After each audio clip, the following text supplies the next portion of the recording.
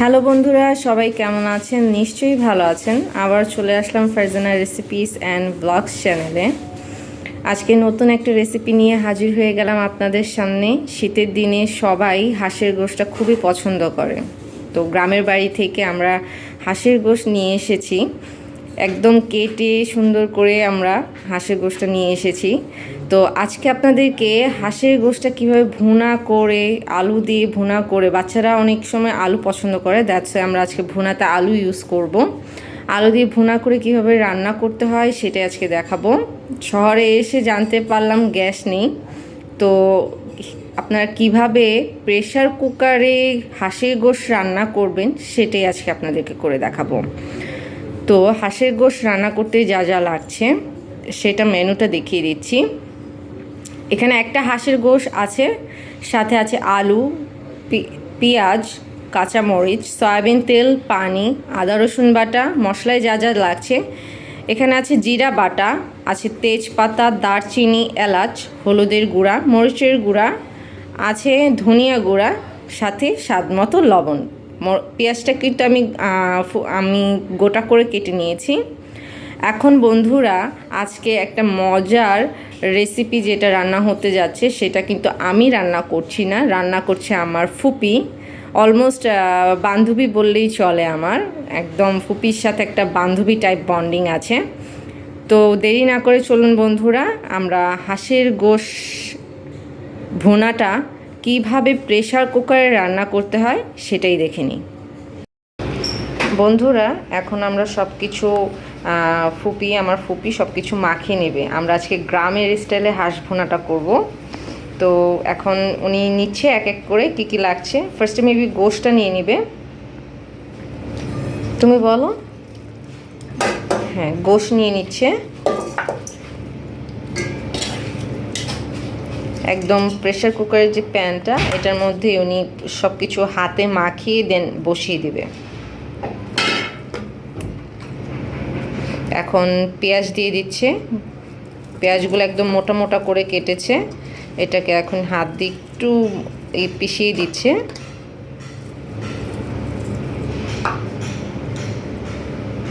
দিচ্ছে স্বাদ মতো লবণ।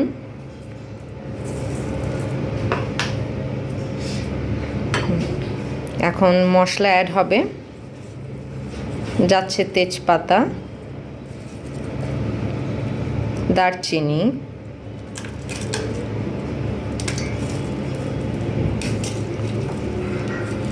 দারচিনিটা একটু ভেঙে ভেঙে দিচ্ছে যেন মশলার ফ্রেগনেন্সটা, ঝাঁসটা বের হয়ে আসে। দিচ্ছে এলাচ 5-6টা।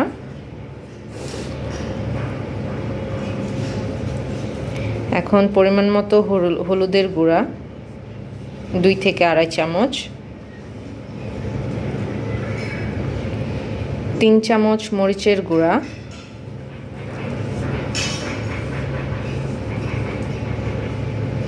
3 চামচ হচ্ছে ধনিয়া গুঁড়া, আর এখন দিচ্ছে হচ্ছে জিরা বাটা। এটাও 3 টিস্পুন। পরে যখন এটার কারিটা হয়ে যাবে রান্না, তখন গার্নিশিং করবে জিরা গুঁড়া দিয়ে। আদা রসুন বাটা দিয়ে দিচ্ছে 2 থেকে আড়াই টিস্পুন। পরিমাণ মতো সয়াবিন তেল,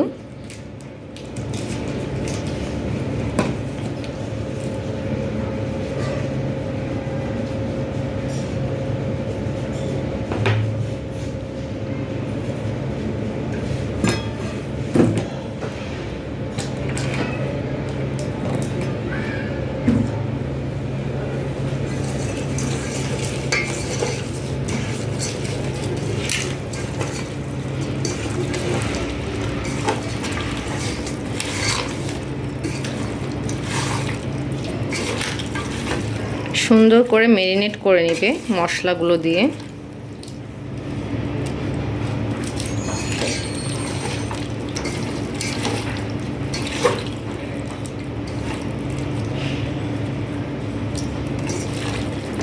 পেঁয়াজগুলো একটু ছেড়ে ছেড়ে দিচ্ছে।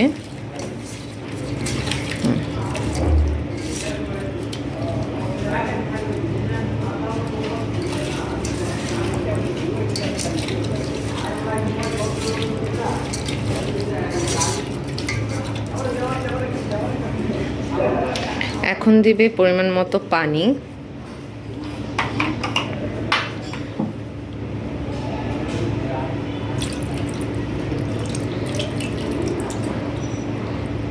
পানিটা একদম কম করে দিতে হবে, এটা জাস্ট কষানোর জন্য।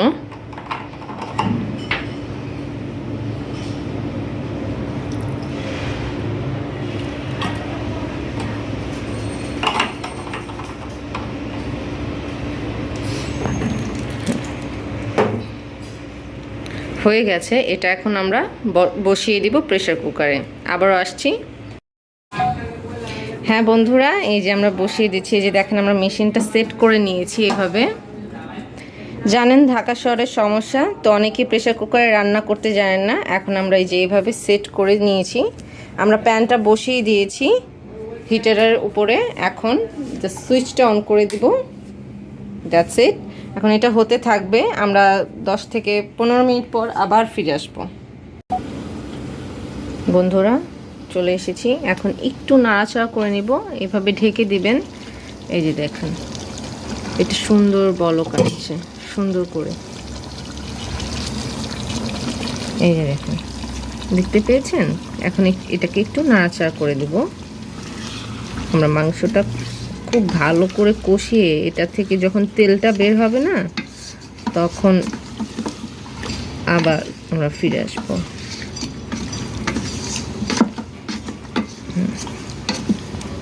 মশলার অনেক সুন্দর একটা ঘ্রাণ বেরোইছে।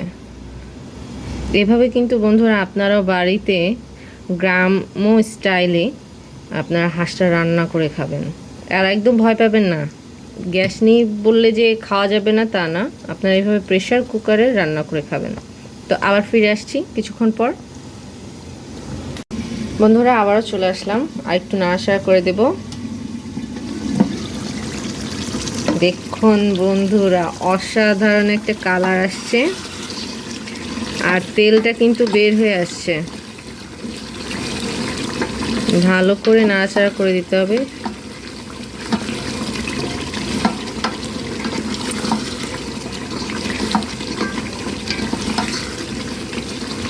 এটা কিন্তু তেলও ছেড়েছে, ঝোলও ছেড়েছে। এখন আবার ঢেকে দিব। এরপরে কিন্তু একে এক আমরা আলু, কাঁচামরিচের ঝাল ওটা দিয়ে দিব।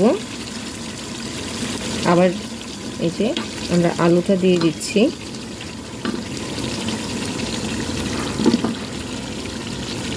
এখন এটাকে আবার একটু নেড়ে নিব। গোশের রংটা দেখেছেন? রংটা, কালারটা কিন্তু অনেক জোস আসছে।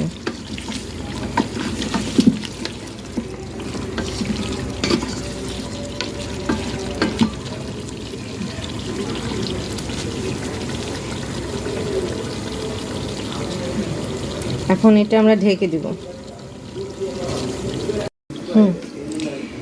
আবার চলে আসলাম, এখন ঢাকনাটা উঠিয়ে দেখবো। এই যে এখন আমরা পানি অ্যাড করছি।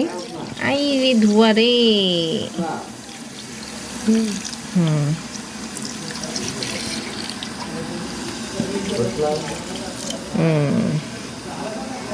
পানিটা অ্যাড করে দিলাম। এখন আমরা কাঁচামরিচের ঝালটা দিয়ে দেব। সুন্দর করে নেড়ে ছেড়ে, পানিটাও কিন্তু আমরা বেশি পরিমাণে দিইনি, একদম অল্প পরিমাণেই দিয়েছি, সমান সমান।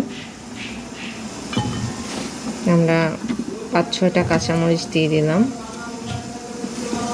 কাঁচামরিচটা কিন্তু আমরা ফেলে দিইনি, এটা আস্তে দিয়ে দিয়েছি, এটা ঝালটা আস্তে আস্তে বের হবে। এখন আমরা আরেকটু পানি দেব। ঝোলটা দিয়ে দিলাম। এখন এটা হতে থাকুক, তারপর আবার ফিরে আসছি।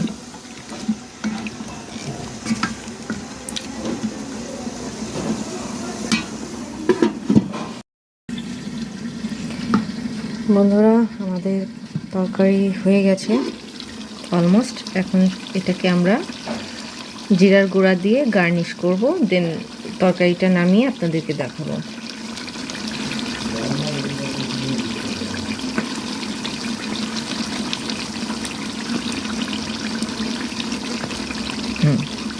তরকারিটা নামিয়ে পরিবেশন করে এরপর আপনাদেরকে দেখাচ্ছি যে কেমন হলো আমাদের হাঁসের গোশ ভুনা।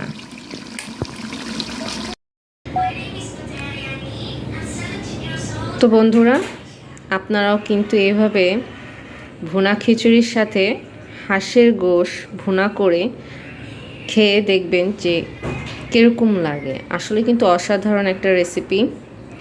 আবার নেক্সট ভিডিওতে কিভাবে আপনারা প্রেসার কুকারে খিচুড়ি ভুনা খিচুড়ি রান্না করবেন বা পোলাও রান্না করবেন সেটা আমরা করে দেখাবো।